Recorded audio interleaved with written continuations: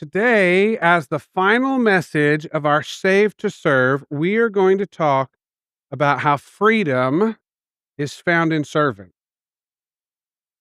Now, you hear that statement and it sounds counterintuitive, doesn't it? True freedom can be found in service. We, as Americans, or even just as people on the planet, we might have a tendency to think of freedom as the absence of obligation, the ability to do whatever you want, right?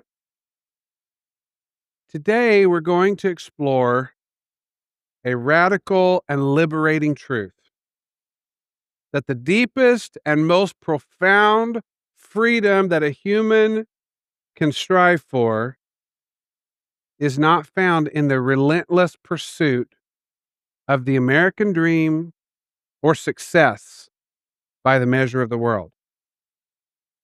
By serving and loving God, we actually find freedom. Now, before we begin to unpack that, I probably don't have to convince you, but the need to succeed is deeply, deeply ingrained in our culture. It is a pervasive reality. And when I make these statements, I'm not anti-American. I love my country. I love the liberties and freedoms that we enjoy, but I'm just saying this is the culture I'm most familiar with, that I am planted in. And so I'm speaking to our culture. We're especially bad at this. We have made success an idol. We've said, get more, build bigger, do better, climb higher so that you can have the American dream, right? I'm not going to make this statement for you, but I think as we go, you might find that the American dream is not quite as freeing as it was sold at. It might have not been truth in advertising, because the reality is when we get hooked by the need to succeed, we actually end up finding ourselves in a place that we actually feel bound and restricted. You actually become a slave to the thing that you're pursuing. And I don't think that's what we want. Now, it's true. We're all being really honest. We want people to like us. We want people to view us as successful. Nobody wants to be viewed as a failure or as a loser or as a has-been, right? There's something there that we need to dial into and dig into. And the world would say that lack of success is failure. Well, what we're going to unpack today is that with God, obedience is success.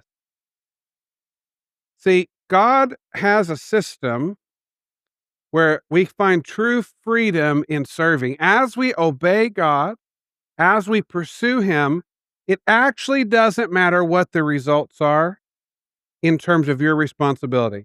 I'm getting ahead of myself, so let's stop and back up here a little bit. There is this tension between the need to succeed and the freedom to serve. And we're going to focus on the freedom to serve today, but I want to acknowledge that there is a tension there. And as people, naturally, we don't like tension. We want to resolve tension. We would like to feel more comfortable, feel more on the right track, and not feel the tension of competing ideologies. But it's true that it is a tension, and we live in that place. I hope that this is a freeing statement for you. As we begin to unpack what true freedom in Jesus looks like, serving God, you are not responsible for the results. But you are responsible for yes, Lord. In serving God, you will find freedom because serving God brings acceptance, it brings safety, It brings a level of comfort. I don't mean circumstantial comfort, but like relational comfort that you are loved and accepted no matter how the thing turns out. But your responsibility, your requirement is to live your life as a yes, Lord.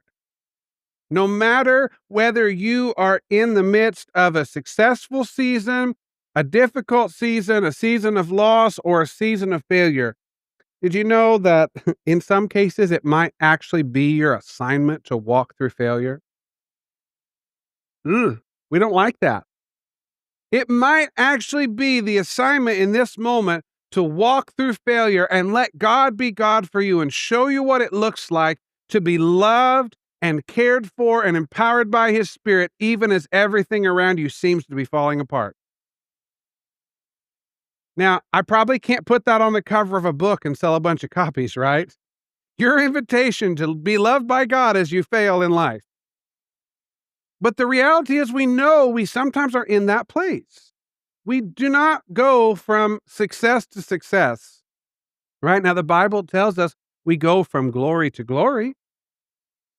Is glory only found when things are going right?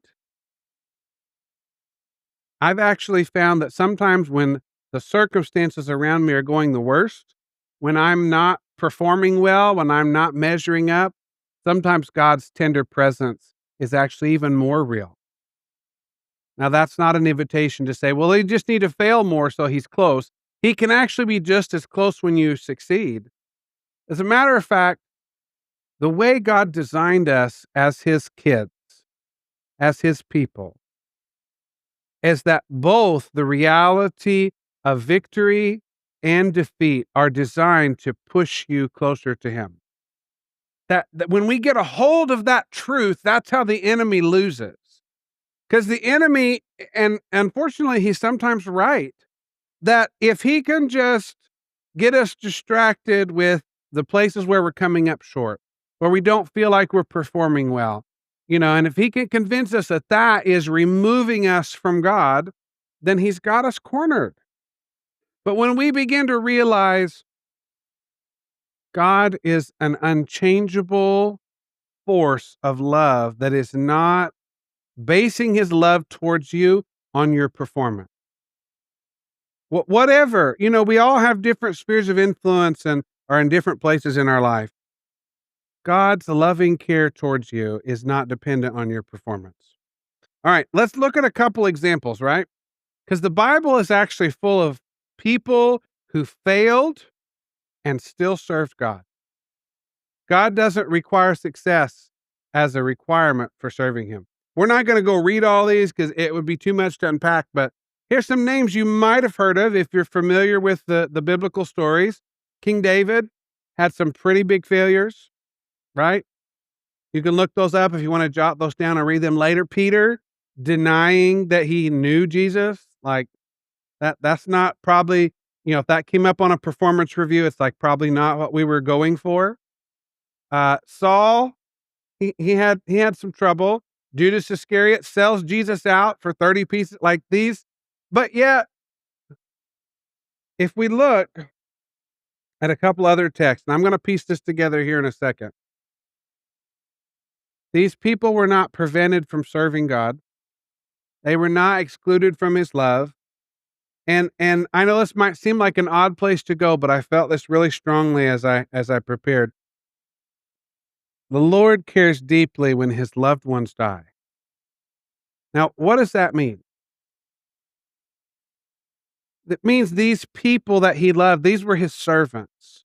And you Christians, you are his servants. And so it doesn't say the Lord cares deeply when the ones who did the best job die. No. You can even put it in religious terms. When the ones who, shared the good news the most, prayed for healing the most. No, it's not performative. The ones he loved, the ones who served him, who are in relationship with him, the Lord cares deeply about that. The Lord cares deeply about you. And if you're beginning to latch on to what I'm driving at, there's freedom in that truth.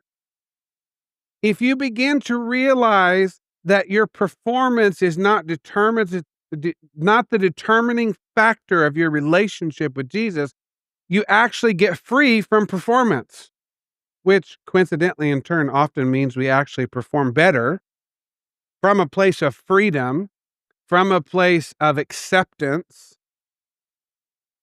Let's go all the way to the other end of the book and look at something else in Revelation 6. Now, I know I'm going to Revelation, but we're not unpacking all of this, but I have a point. Revelation 6 verse 9, when the Lamb broke the fifth seal, I saw under the altar the souls of all who had been martyred for the word of God and for being faithful in their testimony. Did you know you can be faithful in your testimony whether your endeavors succeed or not? They shouted to the Lord and said, O sovereign Lord, holy and true, how long before you judge the people who belong to this world and avenge our blood for what they have done to us? Then it says in verse 11, a white robe was given to each of them, and they were told to rest a little longer until the full number of their brothers and sisters, their fellow servants of Jesus, who were to be martyred, had joined them.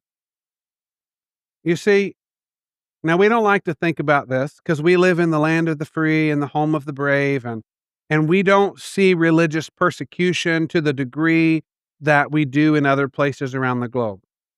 But the reality is, if we're brutally honest, brothers and sisters who have been killed because of their faith by the world standards were a failure. Because they could have done more, right? The world says the enemy won.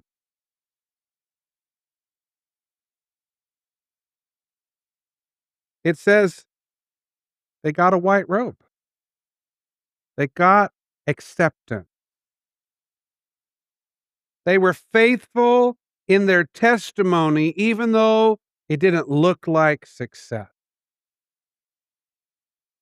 I don't know about you, but that's probably more important. If I come to the end of my life, they think, what are they going to put on my tombstone? Maybe you don't want to think about that, but I would hope that it could be something like faithful to his testimony. I think that, like in God's eyes, that's a win, right? Okay. Serving God brings freedom. As I already said, you are not responsible for the results. Serving God brings freedom from a lot of different things, but let's look at a few. Freedom from the fear of failure. If you know, and I don't mean just in your head as a thought, if you know, because as we talked about before, you've been saturated by God, you've experienced his loving care, his acceptance, you feel the presence of his spirit. Those are things that help you know in your whole being that God accepts you and that he loves you. If you live that truth, there's freedom because you're not responsible for the results. And that's helpful. There's freedom because if I'm responsible for the results, then I'm going to be really disappointed sometimes because I am not always going to get the results. But I can always say yes. I can always obey what he's calling me to do. In doing so, you will find incredible freedom, whether you fail or whether you succeed, because the Lord loves you. He cares for you. And he's bringing you to a place of freedom.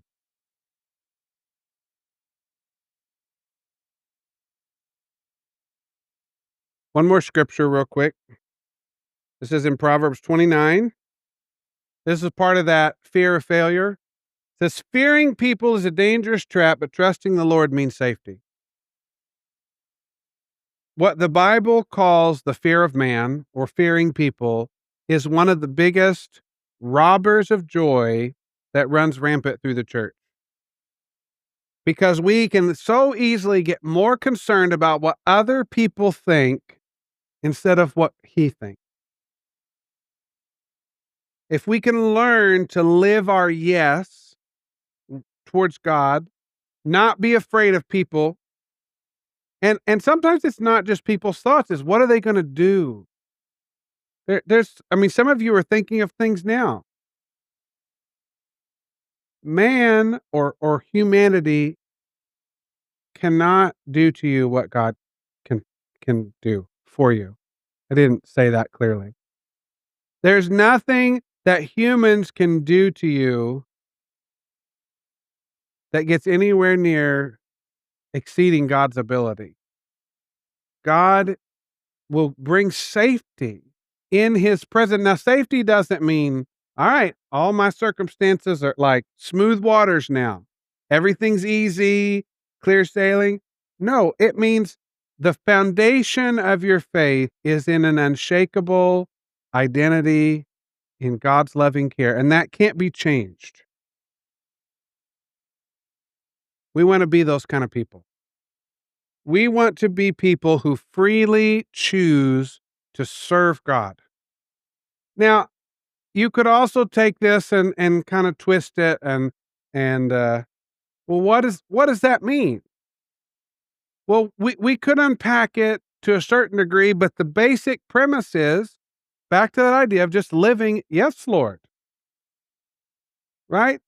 And I've told you before, yes, as a community, we have jobs that need done, right? And if you're interested in volunteering or serving or ministering, I would love to connect and have a conversation with you.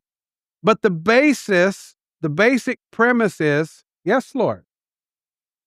I'd love to help you discover what he's asking you to do, but there's freedom in choosing to serve God, choosing to say, you know what?